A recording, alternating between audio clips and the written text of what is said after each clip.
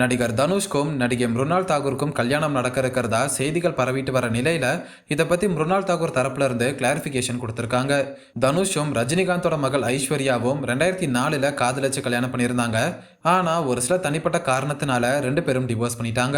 இப்படி இருக்கிற நிலையில சில மாதங்களாவே சோசியல் மீடியால தனுஷும் நடிகை மிருணால் தாகூரும் டேட் பண்ணிட்டு இருக்கிறதாவும் கூடிய சீக்கிரத்துல கல்யாணம் பண்ணிக்க போறாங்கன்ற மாதிரியும் செய்திகள் பரவிட்டு வருது. இப்படி செய்திகள் பரவ காரணம் என்னன்னா, சன் ஆஃப் சர்தார் 2 படத்தோட பிரீமியர் ஷோல கலந்துகிட்ட தனுஷை மிருணால் தாகூர் ஓடி போய் ஹக் பண்ணி வெல்கம் பண்ணியிருந்தாங்க. அப்புறம் ஒரு பர்த்டே பார்ட்டிலையும் மிருணால் தாகூர் மற்றும் தனுஷ் கலந்துருக்காங்க. அப்படி அந்த இடங்கள்ல எல்லாம் ரெண்டு பேரும் நெருங்கி பழகிட்டு வரதை பார்த்த பலரும் இவங்க ரெண்டு பேரும் டேட் பண்ணிட்டு இருக்காங்க, கல்யாணம் பண்ணிக்க போறாங்கன்ற மாதிரி சொல்ல ஆரம்பிச்சாங்க.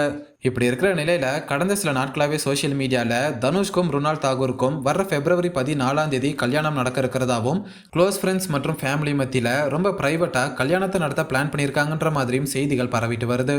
ஆனா இது உண்மையா பொய்யான்னு தெரியாம பலரும் குழப்பத்தில் இருக்கிற நிலையில இந்த செய்திக்கு மிருணால் தாகூர் தரப்புல இருந்து கிளாரிபிகேஷன் கொடுத்திருக்காங்க. அதுல அவங்க என்ன சொல்லியிருக்காங்கன்னா, மிருணால் தாகூருக்கு அடுத்த மாசம் கல்யாணம்னு சொல்றது உண்மை கிடையாது, அது முழுக்க முழுக்க பொய்யானது மற்றும் ஆதாரமற்றது, யாரும் இதை நம்ப வேண்டாம்னு சொல்லி விளக்கம் கொடுத்திருக்காங்க.